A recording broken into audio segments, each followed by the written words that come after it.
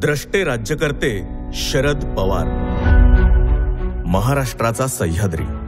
The untold stories of Sharad Pawar.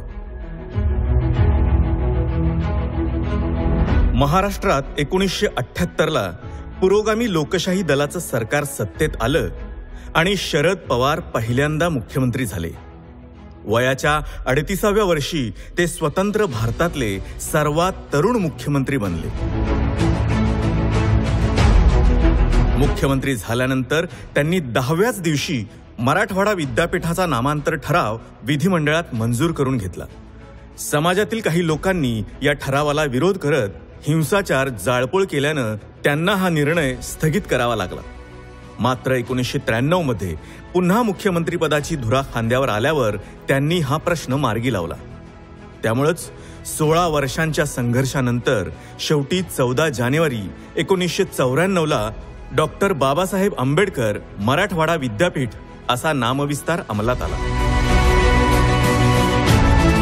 त्यांच्याच कार्यकाळात 1994 मध्ये नांदेडला स्वामी रामानंद तीर्थ विद्यापीठाची स्थापना झाली.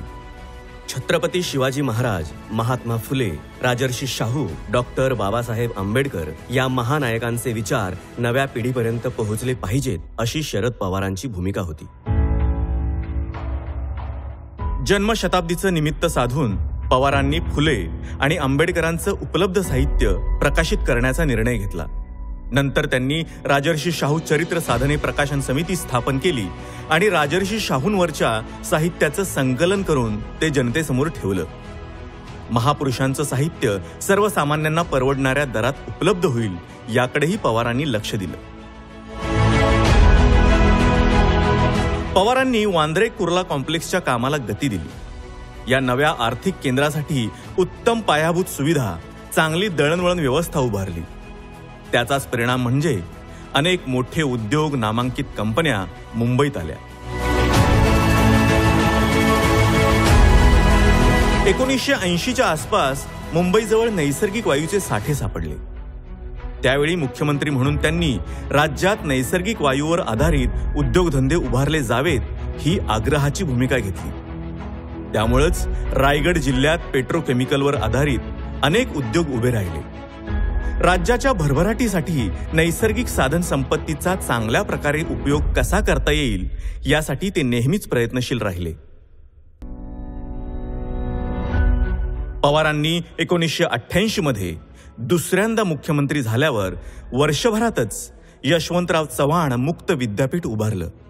शिक्षणाची आस असलेल्या पण परिस्थितीमुळे शिक्षण पूर्ण न करू शकलेल्यांसाठी हा एक मोठा आधार ठरला. 1988 मध्ये पवारांनी रोजगार हमी योजनेअंतर्गत फळबाग लागवड सुरू केली. सामान्य शेतकऱ्याला फळबागा हा परवडणारा विषय नव्हता.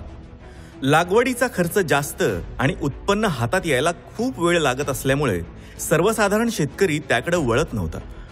पवारांनी फळबाग लागवड रोजगार हमी योजनेला जोडली. त्यामुळे फळबागेसाठी गुंतवणुकीचा प्रश्न आपोआपच सुटला. पडीक जमिनी लागवडीखाली आल्या आणि महाराष्ट्र फलोत्पादनात देशातलं अग्रेसर राज्य बनलं. याविषयी बोलताना आंतरराष्ट्रीय ख्यातीचे कृषी संशोधक डॉक्टर M.S. स्वामीनाथन यांनी शरद पवार हे देशातल्या फलोत्पादन क्रांतीचे जनक आहेत असे गौरवोद्गार काढले. केंद्रातला कर्मचाऱ्यांचा महागाई भत्ता वाढला की तो राज्य सरकारच्या कर्मचाऱ्यांनीही लागू करण्याचा निर्णय पवारांच्याच कारकिर्दीत झाला. 1993 मध्ये चौथ्या वेळी मुख्यमंत्रीपदी विराजमान झाल्यावर पवारांना लगेचच संकटांना सामोरं जावं लागलं. संरक्षण मंत्रिपदाचा राजीनामा देऊन महाराष्ट्रात येऊन त्यांना 1 आठवडाच झाला असेल तोच मुंबईत साखळी बॉम्बस्फोटाची घटना घडली. अख्खी मुंबई हादरली. घटनेचं गांभीर्य ओळखून त्यांनी सर्व प्रशासन यंत्रणा युद्ध पातळीवर कामाला लावली. समाजात धार्मिक तणाव निर्माण होणार नाही याची काळजी घेतली. शक्य तितक्या लवकर शहरातील रेल्वे, बेस्ट सेवा, टेलिफोन यंत्रणा, वीज पुरवठा, दूध पुरवठा सुरळीत केला.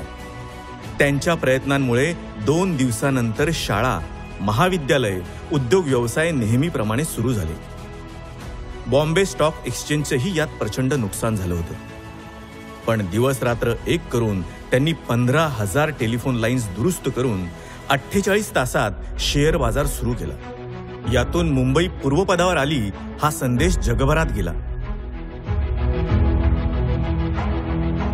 धुळे जिल्ह्यातल्या आदिवासी भागात कुपोषणामुळे एका दिवसात 10-12 लहान मुलं दगावल्याची घटना शरद पवारांना समजली. परिस्थितीचं गांभीर्य ओळखून पवारांनी स्वतः त्या भागाला भेट द्यायचा निर्णय घेतला. दुर्गम भाग असल्यामुळं पाड्यांपर्यंत नीट रस्ता नव्हता. सहकाऱ्यांसोबत 12 किलोमीटर चालत जाऊन ते पाड्यावर पोहोचले. तिथलं चित्र पाहून ते उद्विग्न झाले.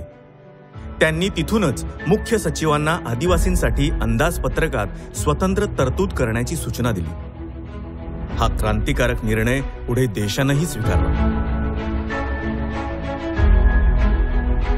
लातूरच्या भूकंपावेळी त्यांनी ज्या पद्धतीने ही परिस्थिती हाताळली, भूकंपग्रस्तांचं पुनर्वसन केलं, त्यातून त्यांच्यातल्या कुशल प्रशासकाचं दर्शन झालं. भूकंपामुळे गावाच्या गावं उद्ध्वस्त झाली होती. ढिगाऱ्यांखाली हजारो मृतदेह अडकले होते. त्यातच पाऊस पडल्यानं परिस्थिती आणखीनच चिघळली होती.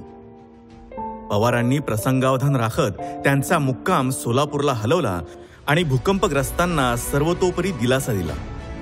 यासोबतच महिला, कृषी, उद्योग, कला, क्रीडा, साहित्य, सहकार अशा विविध क्षेत्रात त्यांनी भरीव योगदान दिलं. त्याची स्वतंत्रपणे नोंद घ्यायला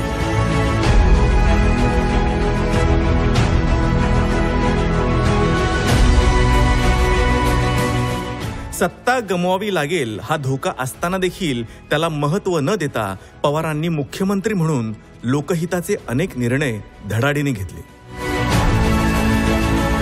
राज्याचा भूगोल तळहातावर घेऊन फिरणाऱ्या या नेत्यानं जनतेला आपलंसं करून महाराष्ट्राच्या सर्वांगीण विकासासाठी अविरत कष्ट केले. महाराष्ट्राला प्रगतीपथावर आणलं. शरद पवारांच्या या योगदानासाठी मराठी माणूस कायमच त्यांचा ऋणी राहील.